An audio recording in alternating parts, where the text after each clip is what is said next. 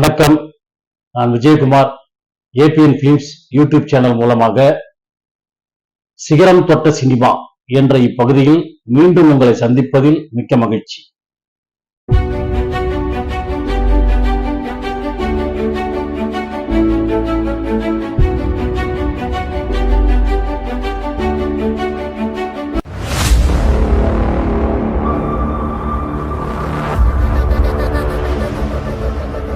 இன்றைய சிகரம் தொட்ட சினிமாவில நம்ம பார்க்க போகின்ற படம் என்னன்னு பாத்தீங்கன்னாக்கா சரஸ்வதி சபதம். சரஸ்வதி சபதம் அப்படிங்கிற படம் மிக பிரம்மாண்டமான ஒரு படமாக உருவாக்கப்பட்டது. பிரம்மாண்ட படங்களின் பட்டியலில் அந்த படமும் ஒரு படம் தான்.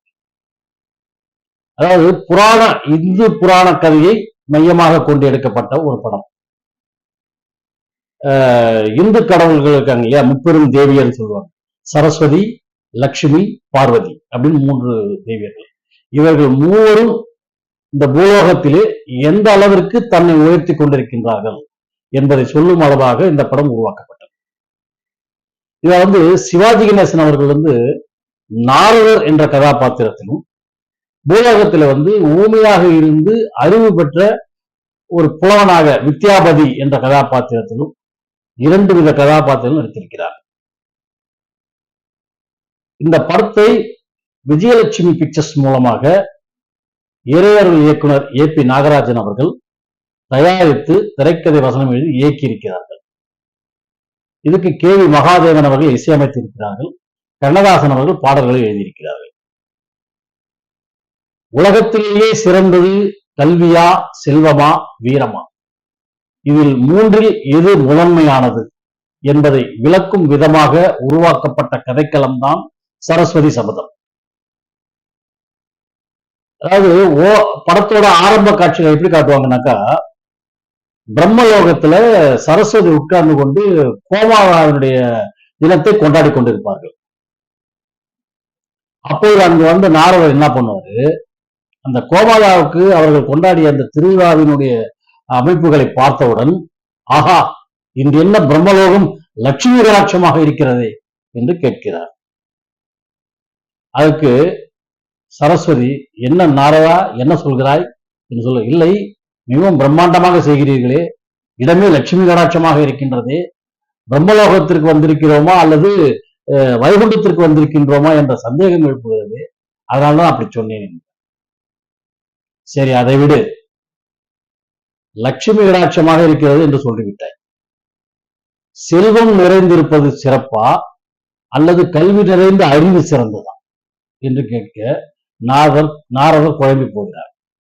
உடனே சொல்றாரு, என்னம்மா, எவ்வளவு செல்வங்கள் இருந்தாலும் கல்வியை தானாக அவர்கள் கற்றுக்கொள்ள மாட்டார்களா அப்படின்னு சொல்லுவாங்க. அப்ப செல்வம் தான் சிறந்ததுன்னு சொல்றியா நீ என்று சொன்ன உடனே என்ன பண்றது, இல்லை இல்லை, கல்விதான் சிறந்தது, இருந்தாலும் அந்த கல்வியாளனை அடக்கி ஆள்பவன் செல்வந்தனாகத்தானே இருக்கின்றான் அப்படின்னு சொல்லிட்டு பல விளக்கங்களை கொடுப்பாரு. இதை கேட்ட சரஸ்வதி என்ன பண்றாங்க, உனக்கு நீ அவ்வளவு தூரம் ஆயிட்டியா, பூலோகத்துக்கு நான் போறேன், அங்க ஊமையா பிறந்த ஒருத்தனை சிறந்த அறிவாளியா பெரிய கவிஞனாக்குறேன், அவனை இந்த உலகத்தையே ஆளக்கூடிய அளவுக்கு திறமசாலியாக்க அப்படின்னு சொல்லிட்டு அவங்க போறாங்க. உடனே இவர் என்ன பண்றாரு, வைகுண்டத்துக்கு போறாரு நாரதன். அங்க மகாலட்சுமி கிட்ட எல்லா விஷயத்தையும் சொல்றாரு. அவங்களும் கோவப்படுறாங்க. சரஸ்வதிக்கு புத்திகித்து மயங்கி போச்சா, உலகத்திலே சிறந்தது செல்வம் தானே, இது தெரியாம போச்சு அவங்களுக்கு அப்படின்னு சொல்லிட்டு அவங்க பேசுறாங்க. பேசிட்டு, நான் பூலோகத்துக்கு போறேன், வீதிகள்ல பிச்சை எடுத்து திரியக்கூடிய ஒரு பெண்ணை ஒரு நாட்டின் அரசியாக்குகிறேன், அவளை கொண்டு இவ சரஸ்வதியால் உருவாக்கப்படும் புலவனை அடிமையாக்குகிறேன் அப்படின்னு சொல்லிட்டு அவங்களும் போயிட்டாங்க. இப்போதே நான் பூலோகம் சென்று பிறப்பினால் ஊமையாக பிறந்த ஒருவனை பேச வைத்து, பாட வைத்து, கவிஞனாக்கி, நாடு போற்றும் பெரும் புலவனாக்கி, உலகில் உள்ள செல்வந்தர்களை எல்லாம் அவன் காலடியில் விழ வைக்கிறேன். இல்லாவிட்டால் நான் சரஸ்வதி அல்ல, கலைவாணி என்ற பட்டமும் எனக்கு தேவையில்லை. வருகிறேன். அப்படியா விஷயம்? ஆமாம் தேவி. இப்போதே நானும் பூலோகம் சென்று அன்றாடம் பிச்சை எடுத்துக் கொண்டிருக்கும் ஒரு பெண்ணை செல்வ சிறப்போடு நாட்டிற்கு அரசியாக்கி, அந்த சரஸ்வதி அருள் பெற்றவனை இவள் காலடியில் விழ வைக்கிறேன். இல்லாவிட்டால் என் பெயர் லட்சுமி இல்லை, எனக்கு திருமகள் என்ற பட்டமும் தேவையில்லை. வருகிறேன். 3ஆவது சிவலோகத்துக்கு போறார். அங்க போய் பார்வதி கிட்டையும் இந்த கலகத்தை பண்றாங்க. பார்வதிக்கும் கோபம் வருது. அவங்க என்ன பண்றாங்க, பிறப்பால் கோழையாக பிறந்த ஒருவனை மாபெரும் வீரனாக்கி அந்த அரசியையும் இந்த புலவனையும் அடிமையாக்கி காட்டுகிறேன் அப்படின்னு சொல்லிட்டு அவங்களும் போயிட்டாங்க. இவங்க 3 பேரும் வழி விட்டு அனுப்பிச்சு நாரதர் சந்தோஷமா எல்லா லோகத்தையும் சுத்தி வர்றாரு. இந்த பூலோகத்துல வந்த உடனே அரண்மனையில பூ பறிக்கும் போது சிலர் அடிச்சிடுறாங்க வித்யாபதியை, தப்பான ஆள் நினைச்சு. இவர் ஊமை, எதுவும் சொல்ல முடியாது, அழுதுகிட்டே வர்றாரு. சரஸ்வதியோட சிலைக்கு முன்னால் இருந்து, நான் என்ன பாவம் செஞ்சேன், எனக்கு ஏன் இந்த தண்டனை, என்னால ஏன் பேச விடாம பண்ணிட்டேன் அப்படின்னு சொல்லிட்டு அழுது உருகுறாரு. உருகின உடனே என்ன பண்றாங்க, சரஸ்வதி நேர்ல காட்சி அளிக்கிறாங்க, அவருக்கு ஆசீர்வாதம் பண்றாங்க, அவர் ஒரு சிறந்த புலவரா மாத்திறார். அனைத்து கல்வியும் கற்றவனாகவும் பெரும் அறிவாளியாகவும் சிறந்த கவிதைகள் எழுதக்கூடிய ஒரு கவிஞனாகவும் உருமாறி விடுகிறார் அந்த வித்யாபதி.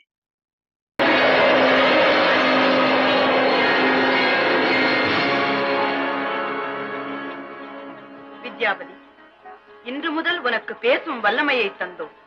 எமது பீஜாட்சர மந்திரத்தினால் நீ பேசும் தன்மை பெற்று பாடல் புனைந்து கவிகளை இயற்றி பாவலனாகி நாவலனாகி கல்விக்கே காவலனாகி உலகத்தில் உள்ள செல்வந்தர்களை எல்லாம் உனக்கு அடிமையாக்கு. செல்வத்தை விட கல்வியே சிறந்ததென்று நிரூபித்துக் காட்டு. உலகெங்கும் கல்விதான் உயர்ந்ததென்று உன்னால் விளங்க வேண்டும். எமது பூர்ண நல்லாசிகள். அதே போல அந்த வித்யாபதி இருக்கும் ஒரு அரசனுக்கு உடல்நிலை சரியில்லாம போயிடுது, அவருக்கு வாரிசு கிடையாது. ஆனா அவர் என்ன பண்ண, யானை கிட்ட மாலையை கொடுத்து, அந்த யானை யார் கழுத்துல மாலையை போடுதோ அவங்கதான் இந்த நாட்டோட அரசன் அப்படின்னு சொல்லி அவர் சொல்லுவாங்க. அந்த யானை என்ன பண்ணுது, ஒரு பிச்சைக்காரியோட கழுத்துல அந்த மாலையை போட்டு, அந்த பிச்சைக்காரி மாலையை போட்ட உடனே அந்த பிச்சைக்காரி அந்த நாட்டோட அரசியாயிரா. அவங்கதான் கேஆர் விஜயா.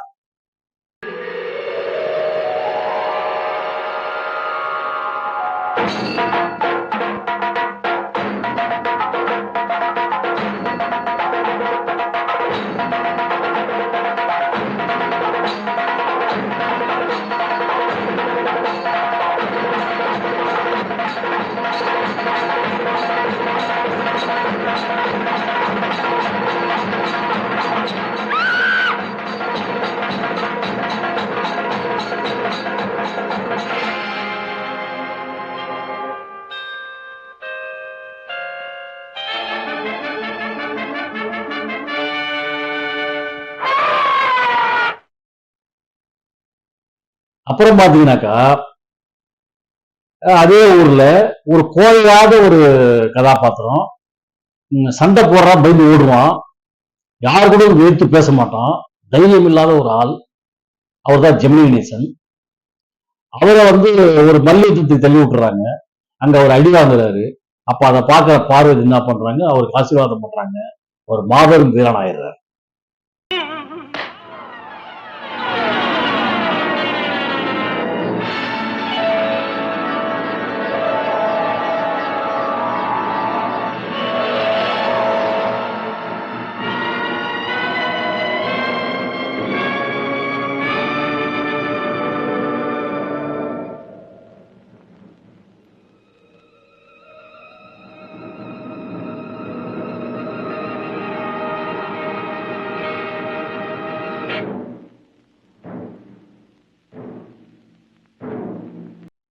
இப்படி 3 சுவாமிகளும் 3 பேரை உருவாக்கி விட்டுறாங்க. இதுல வித்யாபதியாக சிவாஜி கணேசன், அரசியாக கேஆர் விஜயா, வீரவல்லன் அந்த கோயாண்டு வீரன் மாறினவங்க ஜெமினி கணேசன், அரண்மனையில வேலை செய்யற காவலனாக நாகேஷ், வித்யாபதியுடைய அப்பாவாக நாகையா, சரஸ்வதியாக சாவித்திரி, லட்சுமியாக தேவிகா, பார்வதியாக பத்மினி, மகாவிஷ்ணுவாக சிவக்குமார் என்று ஏகப்பட்ட நடிகர் பட்டாளங்கள் இந்த கதைக்குள்ளே வருவாங்க. இப்படி வந்ததுக்கு அப்புறம் பாத்தீங்கன்னாக்கா இவர் கோயில்ல ஒரு பாட்டு பாடுறாரு வித்யாபதி. அந்த பாட்டை கேட்டு அசந்து போறாங்க மகாராணி. அசந்து போய் அவனுக்கு பரிசு கொடுக்குறாங்க. ஒரு வேணான்னிடுறாரு. நீ என்னை புகழ்ந்து பாட வேணும்னு கேட்கறாங்க. அது பாட முடியாது, நான் தெய்வத்தை தான் புகழ்ந்து பாடுவேன் அப்படின்னு வீரனாவன் ஆன அந்த நேரத்துல இவர் அரண்மனையில இருந்து இவங்க கோயில்ல பாடின பாட்டை கேட்டு அங்கிருந்து கிளம்பி போறாங்க. போற வழியில குதிரை வந்து முரண்டு பிடிக்குது.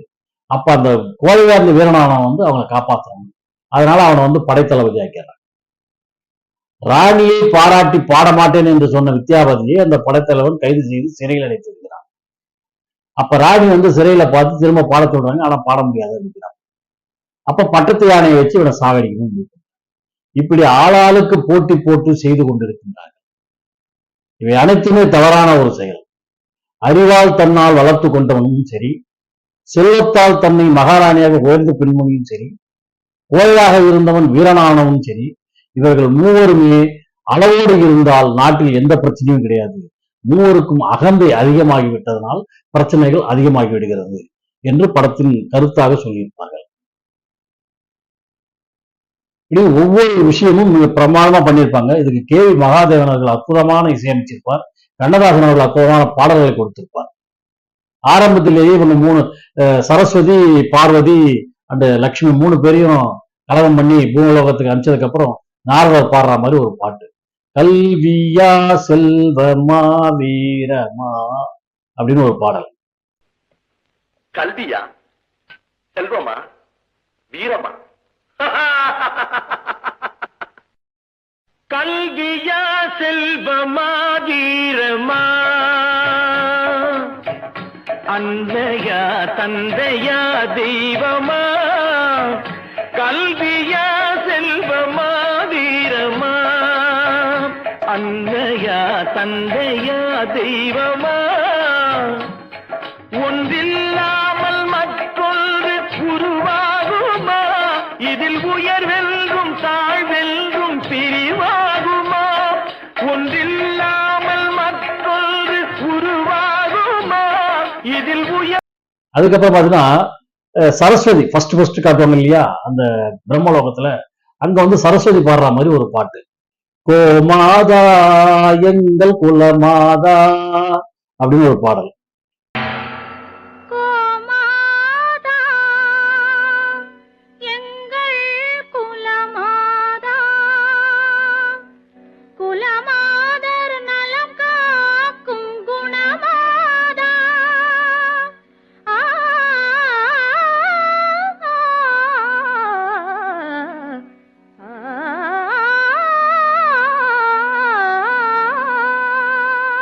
அதுக்கப்புறம் பாத்தீங்கன்னா வித்யாபதி ஊமையா இருந்து அறிவாளியா மாறின ஒன்று ஒரு பாடல், அகர முதல் எழுத்தெல்லாம் அறிய வைத்தாய் தேவி, ஆதி பகவன் நீ என்று உணர வைத்தாய் தேவி அப்படின்னு ஒரு பாடலை பாடுவார். அது மிக பிரம்மாண்டமா இருக்கும். அந்த காட்சி பார்க்கறதுக்கு அவ்வளவு பிரமிப்பா இருக்கும். சிவாஜி கணேசனுடைய நடிப்பு அவ்வளவு பிரமாதமா வரும். அப்படி ஒரு பாடல் கொடுத்திருப்பார்கள். கற்றவரும் கொற்றவரும் முற்றுமே அறிந்தவரும் நித்த நித்தம் புகைந்திட நின்னருளை தந்தருவாய், உற்றார் சுற்றம் உறவினர் மாந்தர் யானை சேனை படையுடை வேந்தரு, பற்றும் பற்றை நீக்கிய ஞானி பலரும் புகழ்ந்திட ஆக்கிய வாணி, தாயில்லாத பிள்ளை என்று வாயில்லாத ஊமை என்று ஆயிரங்களான கல்வி வாய் திறந்து தந்த செல்வி, அன்னை உன்னை சரணமடைந்தேன் தேவி. சிறையில இருந்துட்டு பாட்டு பாடுற மாதிரி ராணி மகா ராணி ராஜ்யத்தின் ராணி அப்படின்னு ஒரு பாடல், அந்த பாடலும் மிக சிறப்பாக அமைந்திருக்கும். அதே மாதிரி கோயில்ல ஒரு ஃபர்ஸ்ட் பாடுவார்னு சொல்றாரு இல்லையா, அங்க பாடும்போது தெய்வம் இருப்பது எங்கே அப்படின்னு ஒரு பாடல், அந்த பாடல் மிக பிரம்மாண்டமாக வந்திருக்கும். தெய்வம் இருப்பது எங்கே, அது எங்கே வேறெங்கே, தெய்வம் இருப்பது எங்கே, அது எங்கே வேறெங்கே. இப்படி இந்த படத்தில் வரும் அனைத்து பாடல்களும் மிக சிறப்பாக இருக்கும். இறையருள் இயக்குனர் ஏ பி நாகராஜன் அவர்களின் கதை, திரைக்கதை, வசனம் அனைத்துமே மிகவும் அற்புதமாக இருக்கும். இதற்காக போடப்பட்டிருக்கும் செட்டுகள் கொஞ்ச நெஞ்சமான செலவு கிடையாது.